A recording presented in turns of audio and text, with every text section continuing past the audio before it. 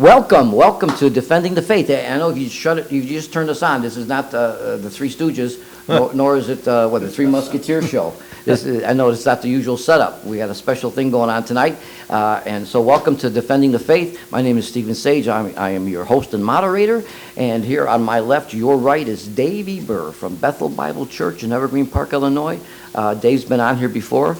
If you are a regular viewer, you would have seen him. And over here on my right, your left, is Greg Haas from Turbine Transmission in Chicago, a brother who is from a church in Burbank called Jordan Baptist Church. And there was something special I wanted to discuss, and so I asked these brothers to join me, and we're going to have a conversation tonight about this, and some teaching, and some reflection about some stuff that's been happening in the last few weeks that you've seen on the news, I'm sure. So other than that, this is all kind of thrown together. I came up, we're doing this on a Saturday evening, and this idea came to me at 11 o'clock this morning. And I've been shoveling snow all day. I haven't had a chance to work on it. I caught these guys off guard when I texted them and said, would you please come on the show tonight and do this? And they were gracious and said, okay. David made a comment, this is something that really needs to be discussed. And so he's right. I'd like to discuss this. And I'm sure you haven't guessed yet what it's about, but it's about something that's happened recently with a brother whom I held in high esteem, Ravi Zacharias.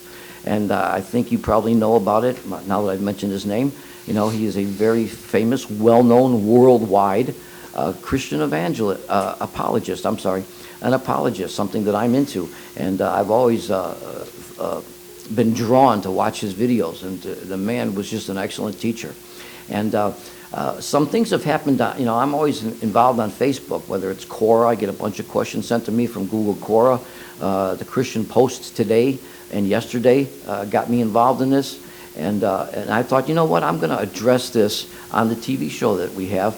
And so when it comes up again, instead of me typing out 700 words trying to explain some stuff that I believe is relevant in this, I'm just going to refer people to this link.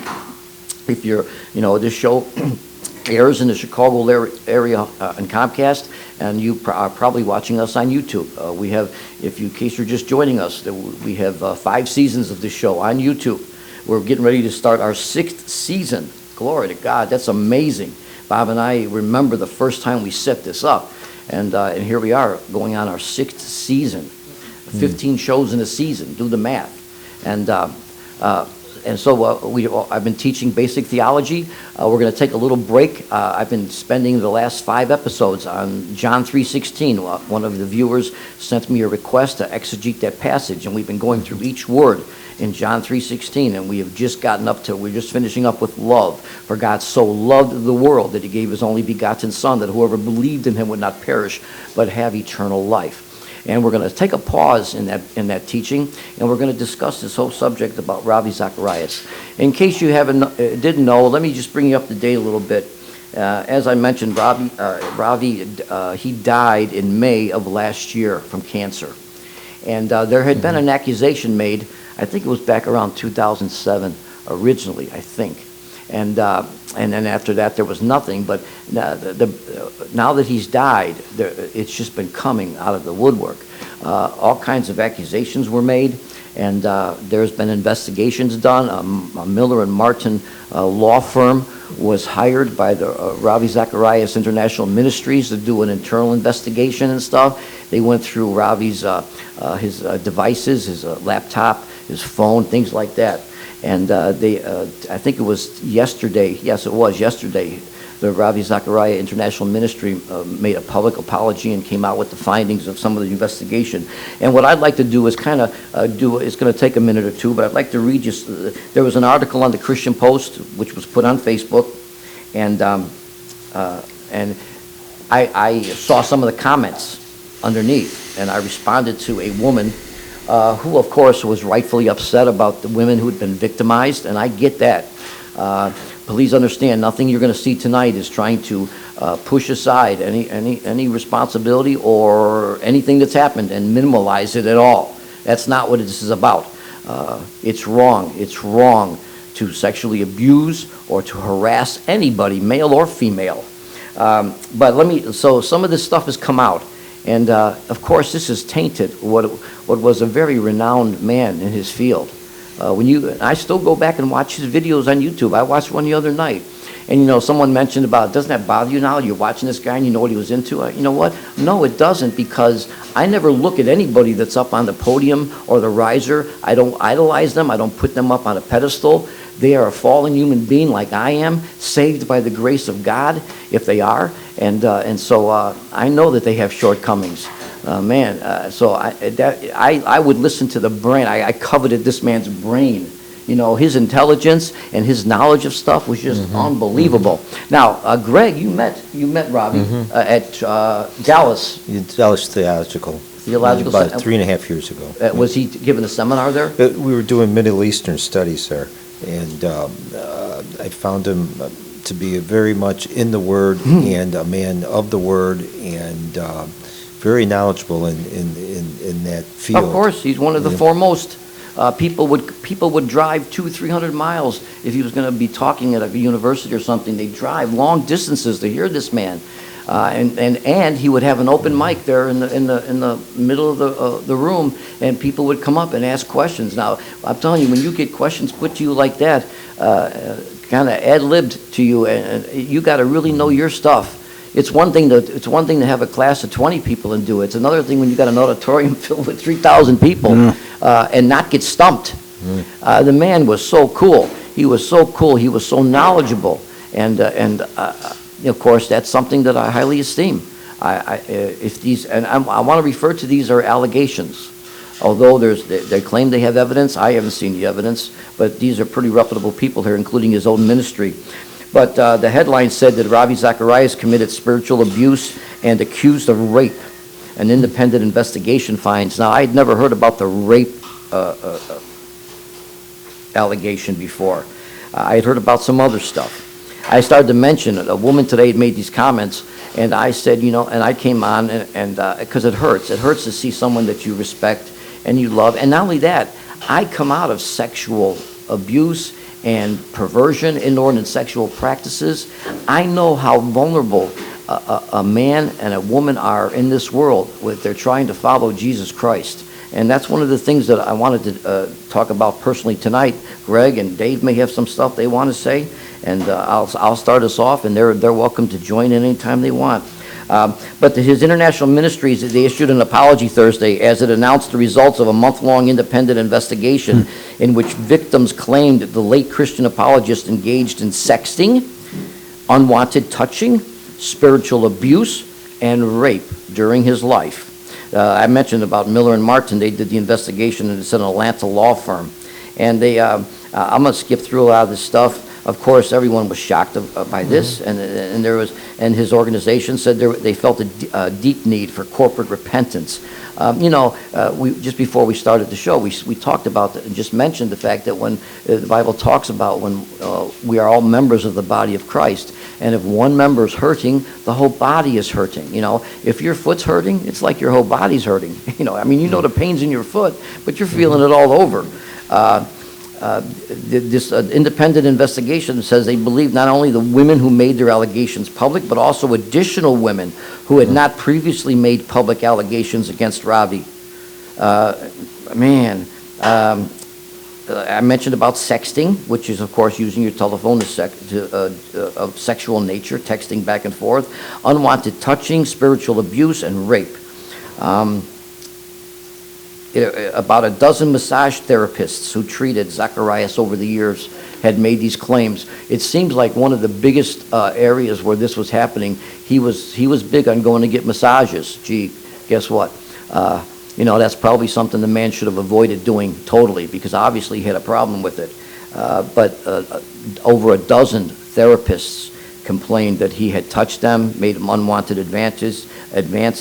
One even talked about his masturbating. That reminds me, we started off real fast. If you have children around within earshot, you're their parents, we want you to know what's going on. That we're going to talk about is of a sensitive nature.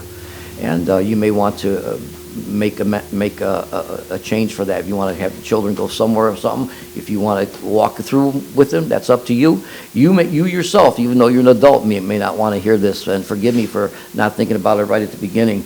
But as I get through this and see some of the stuff that's on here, and of course these are delicate, sensitive issues to discuss, but I started talking about things in my own life that happened when I was younger, and it's not to be in the spotlight. It's to try and help others out there that are going through things. When I was a young child and stuff happened to me, I didn't know who to talk to, and I found drugs were a friend, And so anybody who's watching this, if you have a need to talk, any one of us here will be happy to talk with you. You can reach me at Sage725, SAGE 725 at Yahoo, and the uncredits, you'll find that. You can also go on Facebook to The Apologist, and just go to YouTube. My name's Stephen with a PH, Stephen Sage.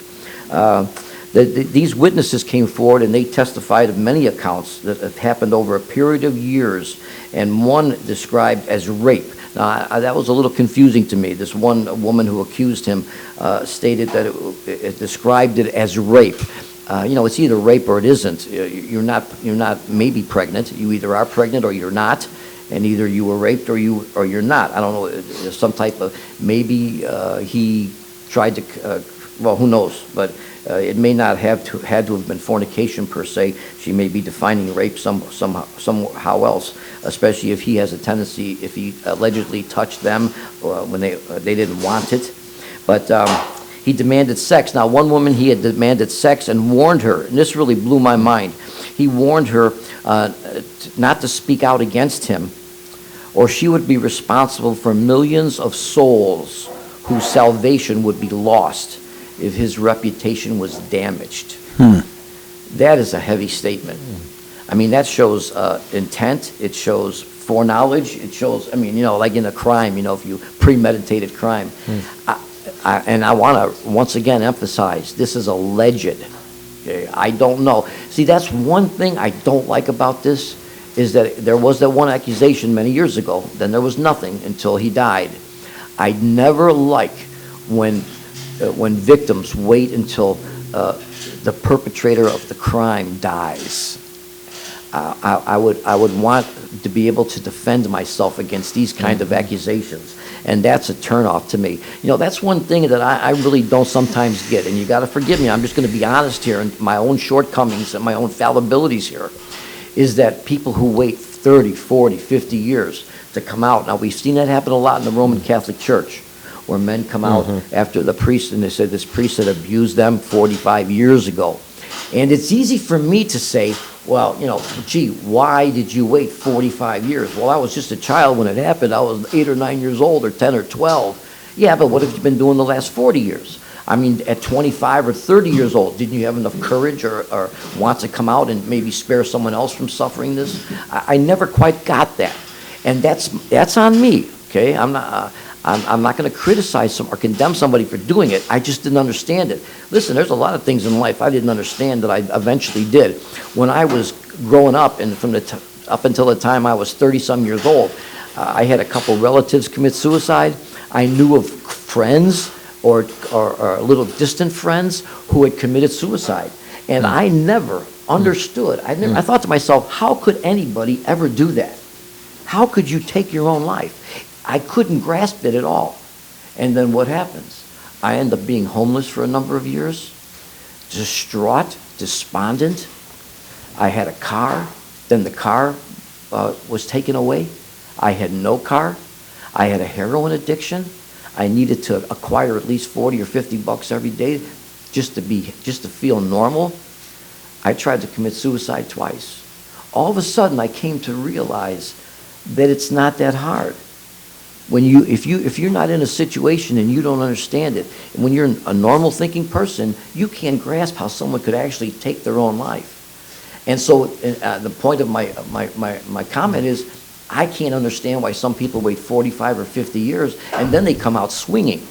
but that's on me. I don't get it, and I probably wouldn't get it unless it happened to me. I was abused between the ages of 8 and 10. I didn't tell anybody because I was a child. I couldn't share with anybody. Led me to just do drugs and start doing things. And I mean, no 10-year-old should know about inordinate sexual practices. And it was something that virtually destroyed me emotionally as a child. And but because I've been through that, I understand some of that.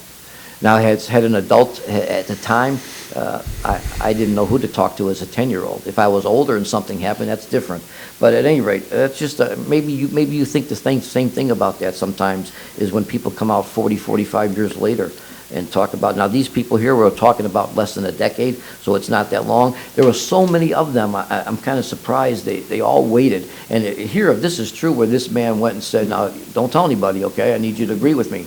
One thing I had read 2 weeks ago was that Ravi, him and his wife had met a couple when he was doing a seminar somewhere, and they met a husband and wife, and they became friends. They went out to dinner together and stuff, and they maintained this friendship. When they'd come into town, they would meet and get together. And there was a number of times that Ravi Zacharias was alone with the wife, whether they were in the kitchen cleaning, doing dishes or whatever. And they started to get an emotional connection. And he confided in her. She came out and told this a few weeks ago. He confided in her that he was very lonely. I relate to that. I could be lonely in a crowd when I was growing up. It's something that's weird, but drugs, that's what drugs did for me. They helped make me more of an extrovert and blend in with the group. I found a family unit and a tie in a street gang. There was like 80 of us that hung at a park. They don't like to be called a street gang, but that's what it was. That's why a lot of young people get involved in gangs. There's a sense of unity there. There's a brotherhood that goes along there. You see it happen in motorcycle gangs. Guys, they'll die for each other over some stupid, because of a coat they wear that's got an insignia on the back. It's insane. But we all have these voids in our lives because we are fallen, sinful human beings, and we look for ways to fulfill that void. And so he told this woman he was lonely. He told her that the marriage was kind of just like a business deal. It was just an understood agreement.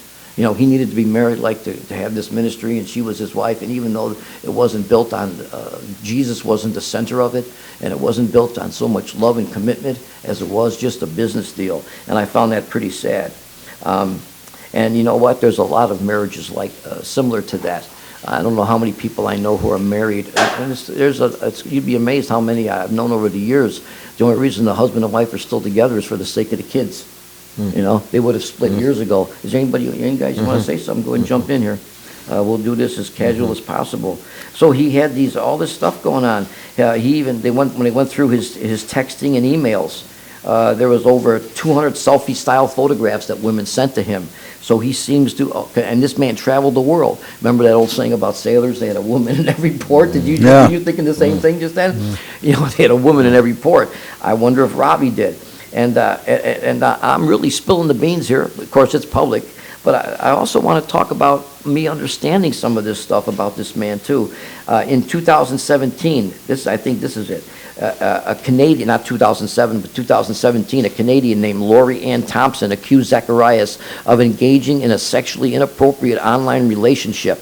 The apologist denied the claims, accusing her and her husband of extortion. That does happen. I've had it happen to me. Doing this TV show, doing what I do, I have had emails, I've had phone calls from people trying to extort money out of me. If I don't give them X amount of dollars, they are going to say that I did this and I did that. I have evidence of it. I'm telling you, I wouldn't make this nonsense up. And I laughed. The one woman that tried it, said she was going to tell people that I engaged in some type of inordinate sexual practice. And I laughed at her, and she said, "You think that's funny?" I said, "Well, yeah, because I've talked about my life on this TV show. I've talked about stuff I've done a lot worse than that." I said, "You'll just give me an idea for another show. Matter of fact, why don't you come on the TV show?" And she hung up the phone. That's the last I heard of her. But she thought she was going to squeeze me for money. This just recently happened with Father Flager.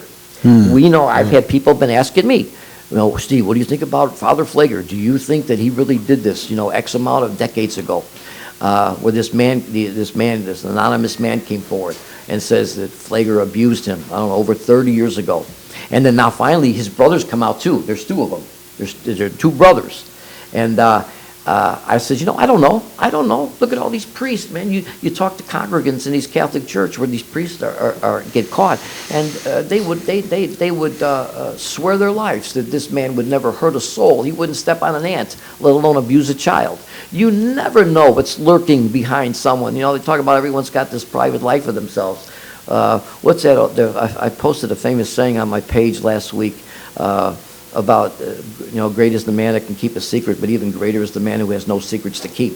We have talked about people have, things, and I've come on this show and spoken outright about things that have happened to me in the hopes that maybe someone out there is hurting and needs someone to, when I taught singles groups and youth groups, I would have singles come up to me and tell me things. I remember a man came up to me who exposed himself in parking lots. And, I've heard all kinds of stuff. So this is not a surprise to me. And I remember when my dad first got saved, and he loved to sit there and watch Jimmy Swaggart on TV. Mm-hmm. He loved Jimmy's piano playing and his singing and his preaching. And then what happened? Good old Jimmy.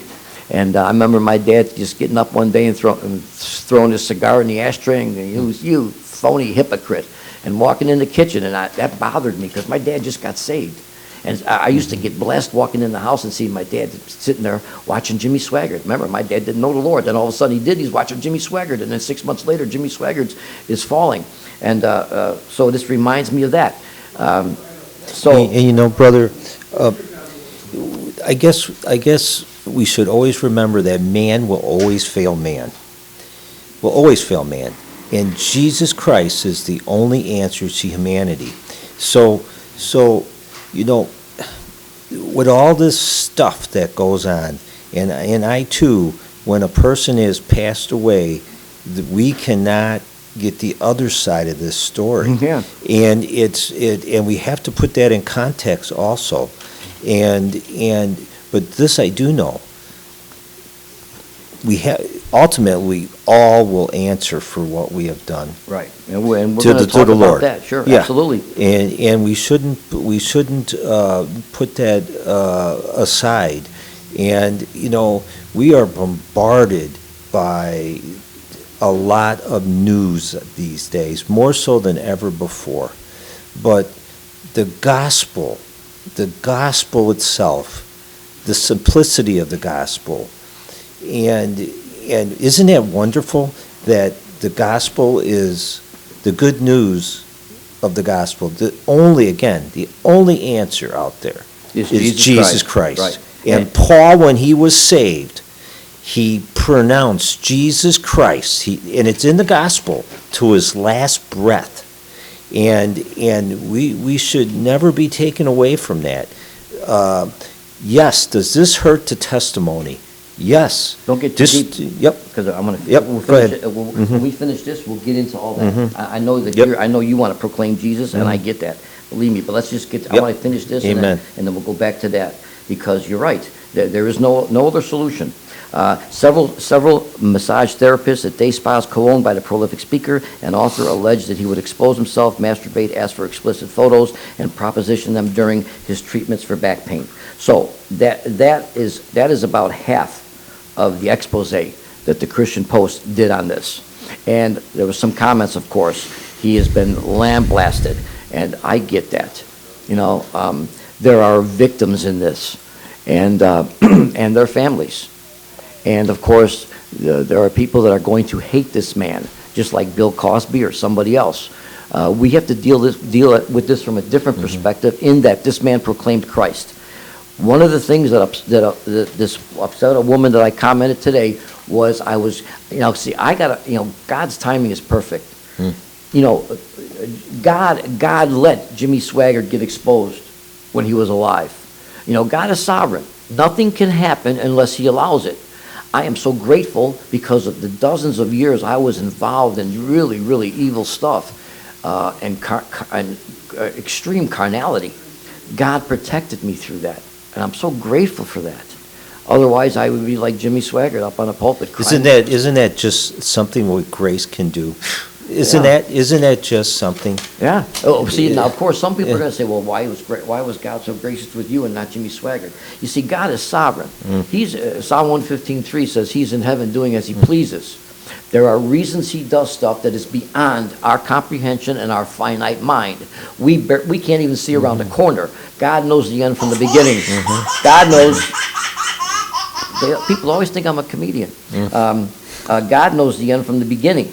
And so therefore there are things that he does, he allows, he stops from happening or allows to happen that to our finite mind doesn't make sense. But that's what trust is, knowing that God cannot do wrong. God can only do right.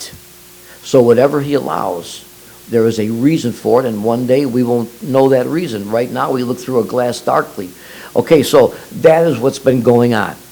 So I made a comment to this woman that and not to denigrate from the fact that there have been women victimized, allegedly. But the fact is, I was just grateful the man was in heaven, in the arms of a loving Father. And you can imagine the responses that got. You must be kidding. You must be crazy. And this is what we'll really open up our conversation here. Because part of what we do here is explain the Bible and the gospel, as Greg just said. And that is the fact that I don't know Ravi Zacharias like I know Greg and Dave.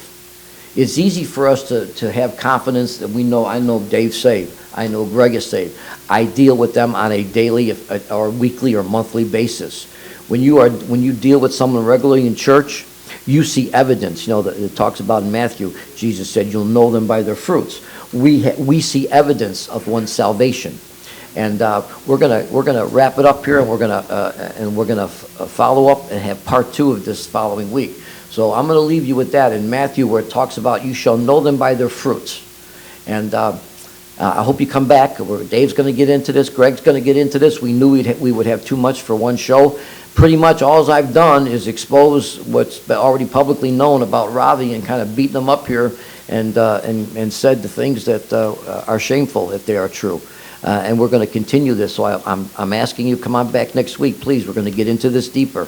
And for that, we're going to say, is that good, Bobby? With that, we're going to say good night. And remember this now, the more you trust God, the more you'll find out how trustworthy he is. God bless you, and we'll see you next week and pick right up where we left off. Good night. Whatever happens, I'll give thanks to you. Whatever happens, I know your love will see me through. I offer my heart, seem the very least I can do.